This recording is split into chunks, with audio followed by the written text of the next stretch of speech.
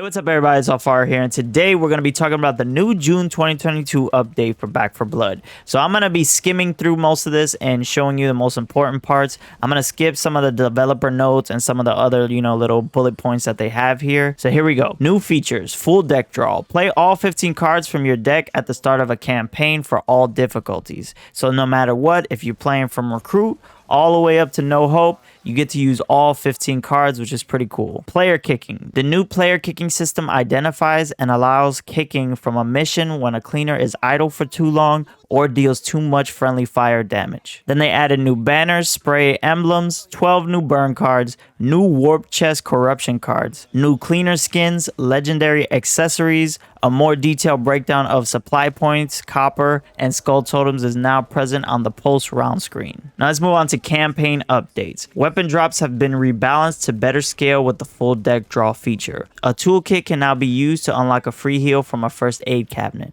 Improvements made to movement smoothing when an item or a weapon is dropped. Remove damage rounding up to 1.0 so damage from smaller sources can properly reduce, such as acid pool. Silence snitchers accomplishment reduced to 100 snitchers from 1,000. That specific accomplishment right there looked like it was going to take forever, but now it reduced to 100, so it's very manageable. Minor adjustments made to some collision areas in Ridden hives to prevent items from spawning underground or in inaccessible locations. Now we're going to move on to cleaner updates. Hang item drop rates have been adjusted based on damage taken. At 5 damage, there is a 10% chance. At 50 damage, there is a 20% chance. At greater than 50 damage, there is a 33% chance. Holly's abilities have been refactored. Her old stamina gain ability has been added back to adrenaline fueled. Ability changed to 1 health restored on kill, previously 10 stamina on kill. No longer gains stamina on kill. So she's just going to be healing no matter what if she uses a melee weapon or a gun. Now we're going to move on to the cards. Adrenaline Fuel now gives 5 stamina on kill in addition to its previous effect. So Adrenaline Fuel is going to be very crucial to put in your deck build if you're going to be meleeing. Ammo for All. Team damage increased to 2.5% from 1%. Batter Up, renamed Softened Up. Card refactored. Now named Softened Up, no longer gives health or melee damage. Melee hits now permanently reduce the target's outgoing damage by 3% up to 15%. Melee damage and speed bonus reduced to 5% per stack from 10%. Can no longer hit multiple Ridden with a single swing. Battle Lust. Melee kills now heal 0.1 trauma per kill. Health granted by melee kills decreased to 1 from 2. Berserker. Bonus sprint speed removed. Stacks now decay based on when they were gained.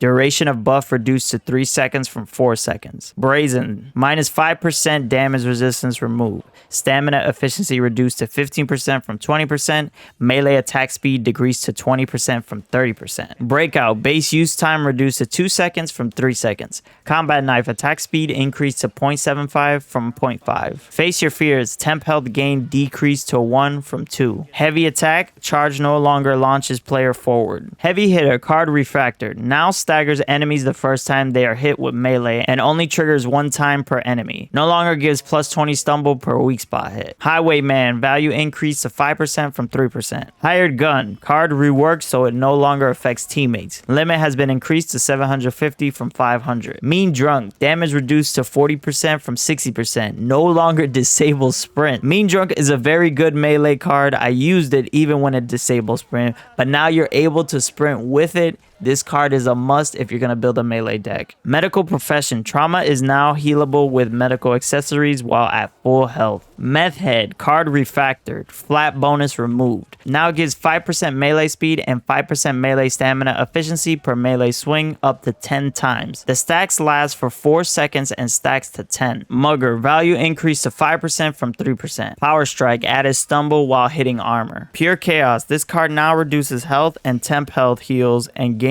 by 50%, previously 75%. Rousing speech, card refactored. Now gives plus 50% team revive speed, plus 10% 10% team in-cap trauma reduction, and plus 10 team heal on revive. Run like hell. Card rework to have a buff while active instead of a debuff when disabled. Spiky bits. Melee damage increase change to plus 20 flat damage from 20%. Sunder. Card refractor. Now causes melee hits to increase damage taken by Ridden by 3%, stacking up to 15%. Gives melee hits that destroy armor a chance to create an armor kit. So Sunder's looking like another card that needs to be in your melee deck build. Team health. Reduces 7 team health from 10. Trigger control. Card refractor. Precision kills now give a stacking 0.5% accuracy until end of level. Was plus 20% accuracy for 5 seconds on precision kills. Vanguard now heals 1 health instead of 1 temp health. Now scales with healing efficiency. Range reduced to 10 meters from 25 meters. Now onto the weapon changes, and I'll leave the patch notes in the description below if you want to check specific ones that you're interested in.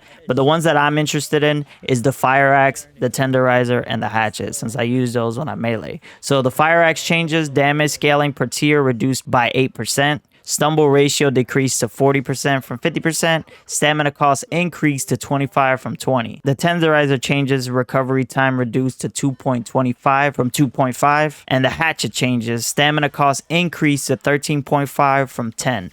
Weak spot multiplier increased to 1.15 from 1. Stumble ratio decreased to 40% from 50%. And now we're going to move on to bot updates. And I play with bots all the time, whether it's Nightmare or No Hope, since if we're going to be honest, they're more reliable than real teammates. Bot loadouts are now adjusted based on what part of the act they are in. Additional bot AI's improvements made, including no longer continuously jumping after mantling, made minor adjustment to bot cards, and extended the bot deck to 66 cards from 50. Bots now give all the copper in their inventory to player cleaners at the start of every chapter, including after a team wipe. That is crucial right there. So you're going to be stacking a lot of copper if you're playing solo with bots, and this is just going to be a plus if you want to do things solo. Adjust the strafing speed and sprint cost for bots so they can better keep up with other cleaners. Max health percentage for bots to heal increased to 85% for teammates. Swarm PvP updates. Minor collision adjustments made to several Swarm PvP maps to balance out gameplay for both cleaners and Ridden. Leap defense mutation effect decreased to 40% from 60% for stalkers. Stinger leap defense mutation decreased to 4 seconds instead of 8. Cooldown reduction effect on the wretch decreased to 30% from 40% from the ability improvements mutation. Reeker's healing reduction effect from the anti-heal mutation decreased to 50% from 75%. That's pretty much all the important parts of this update. If you want to check out the bug fixes and the UI updates, I'll put the patch notes in the description below.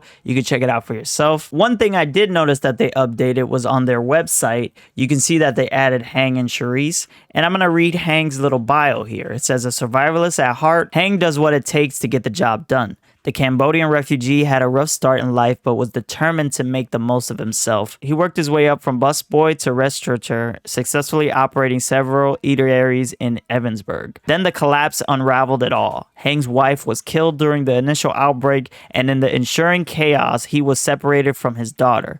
When the federal government failed to provide assistance, Hang ran supplies from his now defunct restaurants to help those in need. Seeing that the things would only get worse unless the Ridden were rooted out, Hang joined the cleaner crew at Fort Hope and reunited with his daughter, Chenda. While they don't always see eye to eye, he is glad they are both there to fight back against the Ridden. Now we're going to look at Charisse. From fighting fires to fighting Ridden, Charisse knows how to keep her cool in the heat of battle. At an early age, Charisse's father taught her the importance of community and the value of helping neighbors. He lived and died by those words, meeting a tragic end after attempting to save victims trapped in a burning building. Determined to honor his legacy, she graduated from the local fire academy with top marks and joined Evansburg's most prestigious force, Engine 12. After the collapse, she and her crew fought the Ridden until only she was left alive. Now she's joined a new crew, the Cleaners, and pledges to fight the Ridden till every last one of them is snuffled out. Overall, that's the June 2022 update. I'll be streaming this update and future updates on my YouTube and Twitch at Alfaro POV. Be sure to check it out and stay tuned to my YouTube channel because I'll have a bunch of future videos about Back 4 Blood. As always, if you enjoyed this video, make sure to like, subscribe, and turn that notification bell on. This is Alfaro signing out.